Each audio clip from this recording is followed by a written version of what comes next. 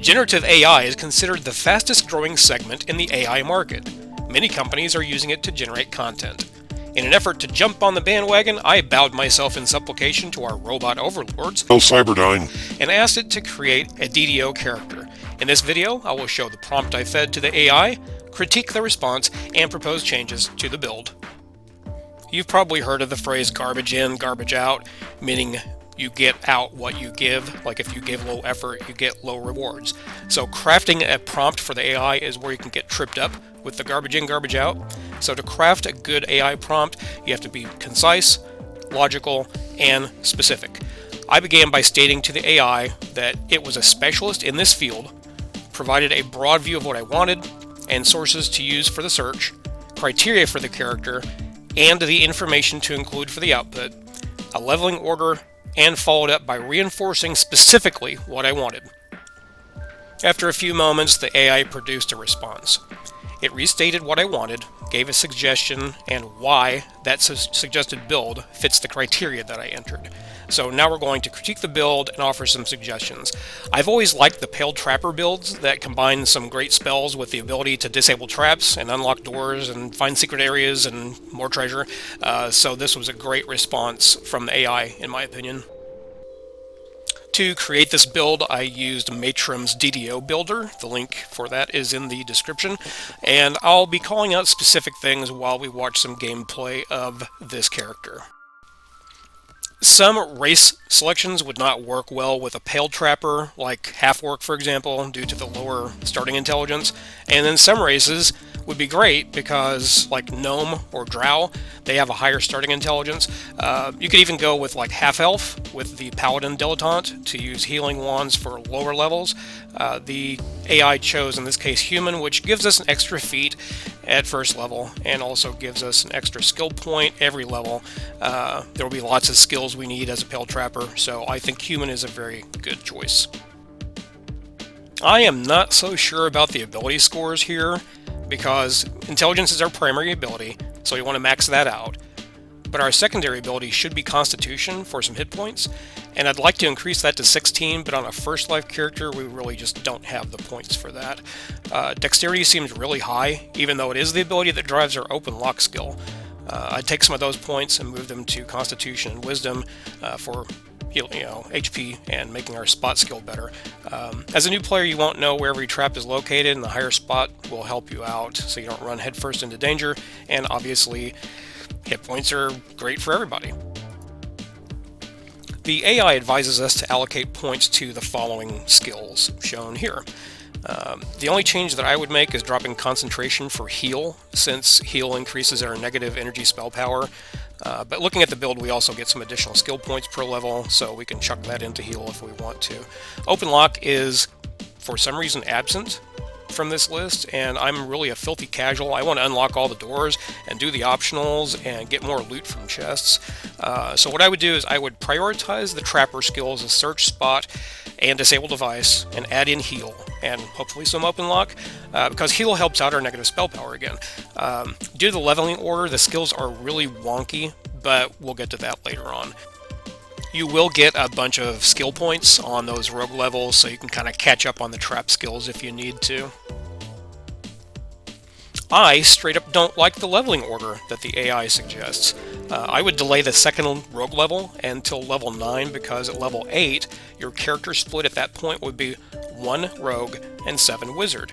And at level 7 wizard, you get 3 really good spells. Wall of Fire as an AoE damage spell, Negative Energy Burst, and Death Aura, which are both great for healing you and harming enemies.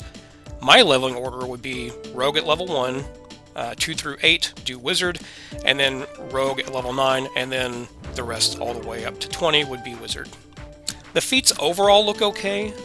We have some spell focus necromancy, greater spell focus necromancy, and heighten to make our single target removal spells land better. We have insightful reflexes for our reflex saves. We have quicken to fire off a fast negative energy burst and heal us and harm enemies.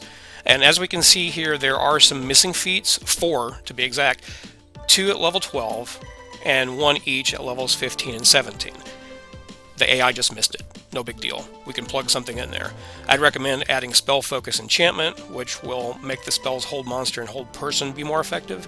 I'd also add spell penetration and greater spell penetration, which would help the character overcome some spell resistance of some of the enemies that we find.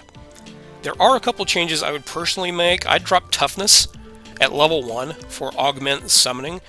Toughness will not give you a lot of hit points in the long run, while augment summoning helps bump up hirelings and other summons, including your little skeletal pet guy. The Skeletal Knight is actually a decent fighter at lower levels and can take the brunt of damage from enemies. Keep in mind that this feat can be swapped out free of charge in the marketplace if you find that you do want to bump up your hit points later on.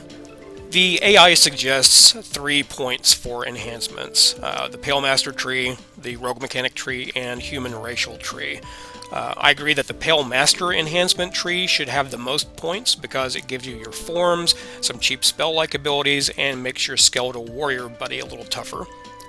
Free-to-play accounts without access to named items from adventure or expansion packs will have a hard time trying to find better trap gear, so I like the idea of putting some points into the Rogue Mechanic tree, but only like 6 to 9 points depending on what trapper gear that I find. Again, enhancements can be reset later on, so you're not wasting those points. You can always roll those into something else.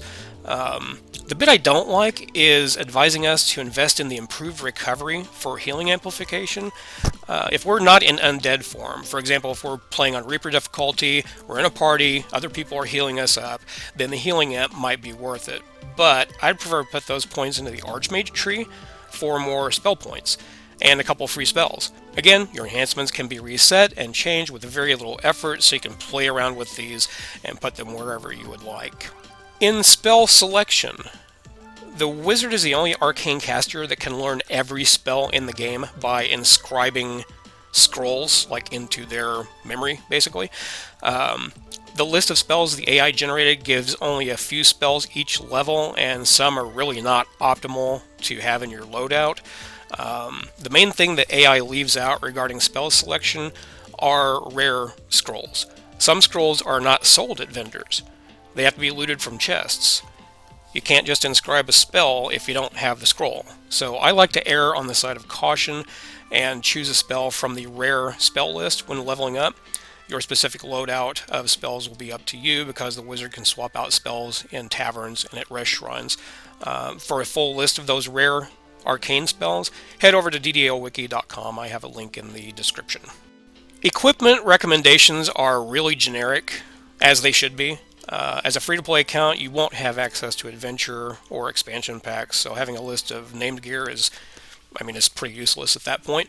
You're definitely going to want the highest intelligence item you can find, and items that increase your necromancy and spell penetration, as well as your resistance, but also keep in mind that the spell Night Shield will give you a bonus to your resistance.